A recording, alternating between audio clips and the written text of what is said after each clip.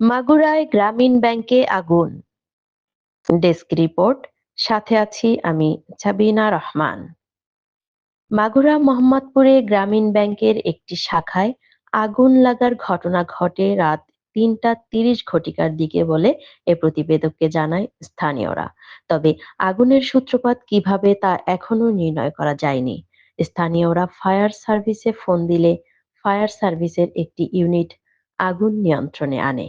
Fire service সূত্রে জানা যায়, রাত ৩ থেকে ৪ ঘটিকায় আগুন নিয়ন্ত্রণে আসে। এ প্রতিবেদককে জানায়, গ্রামীণ ব্যাংকের ওই শাখার একটি জানালা খোলা ছিল, তবে ভিতরে একটি পেট্রোলের বোতল পাওয়া গেছে বলে জানায় স্থানীয়রা। স্থানীয়দের ধারণা, কোনো দুষ্কৃতকারী এ আগুন লাগাতে পারে।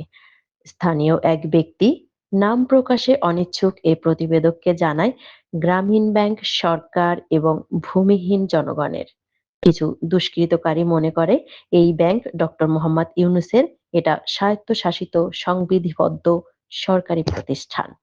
অনেকে ধারণা করেছে ১৭ই নভেম্বর ২০২৫ খ্রিস্টাব্দের রায়কে কেন্দ্র করে নিষিদ্ধ সংগঠনের দুষ্কৃতকারীরা এ আগুন লাগাতে পারে।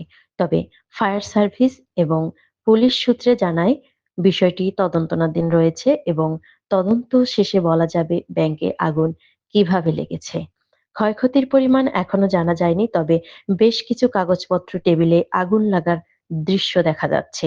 এরই মধ্যে মাগুরা সরকারি কলেজের মূল ফটকে কষ্টেপ মোড়ানো বোমা সদৃশ বস্তু উদ্ধার করেছে পুলিশ। বর্তমানে মাগুরার অবস্থা থমথমে বিরাজ করছে।